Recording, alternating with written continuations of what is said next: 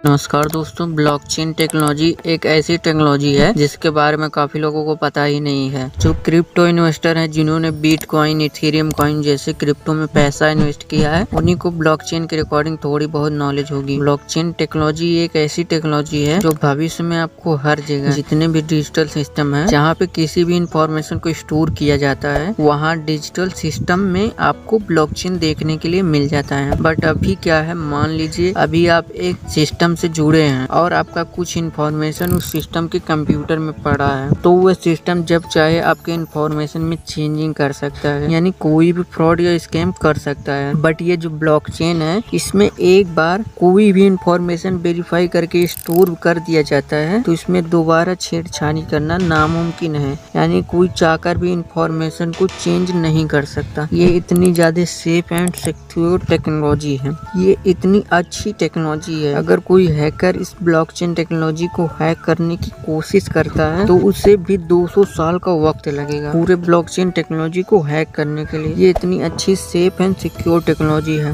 इसलिए इसके बारे में आपको जानना बहुत ज्यादा जरूरी है, क्योंकि फ्यूचर में आपको ब्लॉकचेन टेक्नोलॉजी देखने के लिए मिलेगा। आज का वीडियो काफी इंफॉर्मेटिव होने वाला है, तो वीडियो को अंत तक जरूर वॉच कीजिए। सबसे पहले जानते हैं इसकी शुरुआत कैसे हुई और यह कैसे दुनिया के सामने आया। शुरुआत होती है 1994 ईस्वी में। उस समय के मशहूर क्रिप्टोग्राफर डेविड चुम ने फर्स्ट टाइम ब्लॉकचेन का प्रोग्राम लाया। फिर 1991 में दो मैथमेटिशियन स्टोर हैबर और इनके फ्रेंड डब्ल्यू स्कॉट, इन दोनों ने मिलकर ब्लॉकचेन टेक्नोलॉजी के ऊपर काम किया और इसको नेक्स्ट लेवल टेक्नोलॉजी के रूप में लाया। बट उस समय का जो हमारा टेक्नोलॉजी सिस्टम था, जितने भी इंसानों ने टेक्नोलॉजी में सफलता पाई थी, उससे काफी आगे थी ब्लॉकचेन टेक्नोलॉजी। या कहें कि उस समय के जो सिस्टम था वो इस लायक नहीं था कि ब्लॉकचेन टेक्नोलॉजी का इस्तेमाल कर सके। फिर लगभग 18 साल बाद 2009 में एक जापानी ने बिटकॉइन बनाया। बिटकॉइन एक डिसेंट्रलाइज्ड क्रिप्टो करेंसी है। सतोशी नाकामोटो ने बिटकॉइन बनाया और उनको तलाश थी एक बेहतरीन टेक्नोलॉजी की, जिसके थ्रू बिटकॉइन को लॉन्च किया जा सके और उस पे किसी भी सिंगल सिस्टम का कोई कंट्रोल नहीं हो, इसका फुल कंट्रोल पब्लिक के बीच में हो। इसके लिए ब्लॉकचेन टेक्नोलॉजी एक परफेक्ट टेक्नोलॉजी थी। फिर सतोशी नाकामोटो ने ब्लॉकचेन टेक्नोलॉजी के ऊपर काम किया और इसको और इम्प्रूव किया, इसको और सेफ एंड सिक्योर बनाया। फिर 2009 में ब्लॉकचेन के थ्रू बिटकॉइन को लॉन्च किया। इस तरह पहली बार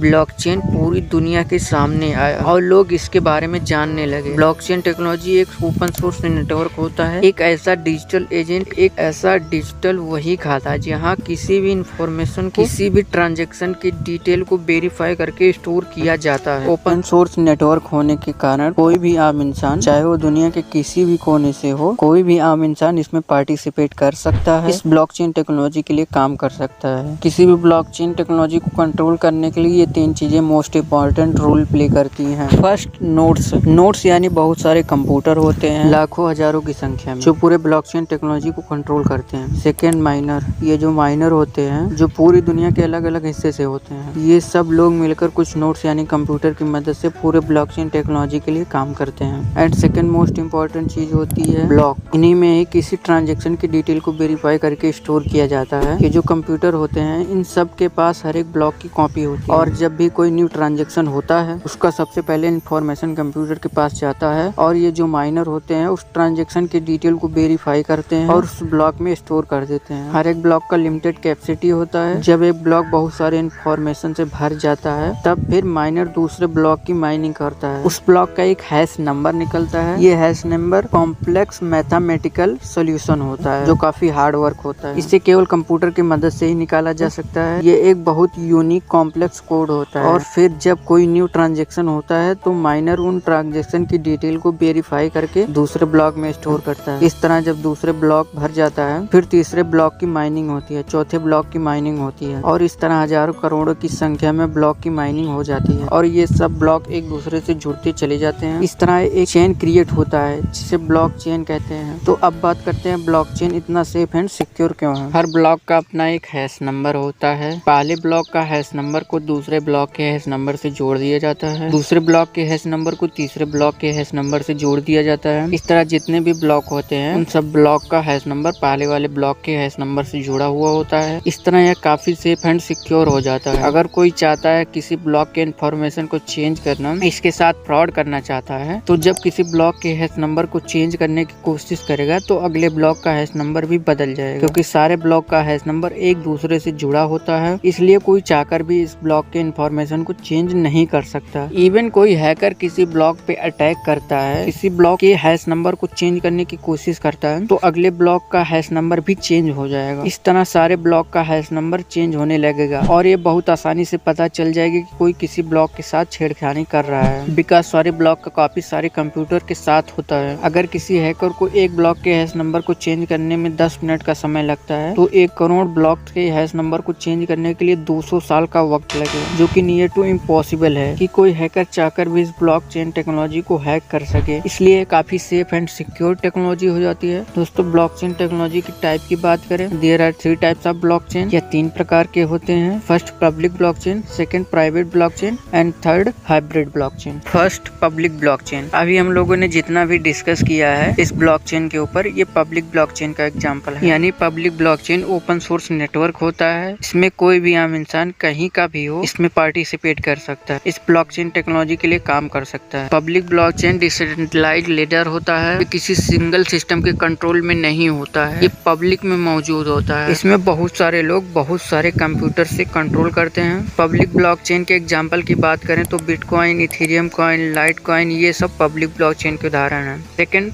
प्राइवेट ब्लॉकचेन टेक्नोलॉजी। ये पब्लिक ब्लॉकचेन टेक्नोलॉजी का सीधा उल्टा होता है। ये क्लोज सोर्स नेटवर्क होता है, यानी ये किसी सिंगल सिस्टम के कंट्रोल में होता है। अगर किसी को पार्टिसिपेट करना है, इसमें जुड़कर काम करना चाहता है, तो उसको उस सिस्टम से परमिशन लेनी पड़ेगी। प्राइवेट ब्लॉकचेन टेक्नोलॉजी के एग्जांपल की बात करें तो बहुत सारे कंपनी प्राइवेट ब्लॉकचेन टेक्नोलॉजी का इस्तेमाल करती हैं अपनी इंफॉर्मेशन को स्टोर करने के लिए। अपने किसी भी प्रोडक्ट को बनाने से कंज्यूमर तक पहुंचाने तक बहुत सारी कंपनियां इस प्राइवेट ब्लॉकचेन टेक्नोलॉजी का इस्तेमाल करती हैं। प्राइवेट ब्लॉकचेन टेक्नोलॉजी के और एग्जांपल की बात करें तो हाइपरलेडर, मल्टीचेन, रिपल, ये सब प्राइवेट ब्लॉकचेन टेक्नोलॉजी के एग्जांपल हैं। Third, hybrid blockchain technology. ये private blockchain technology and public blockchain technology का मिला जुला रूप होता है।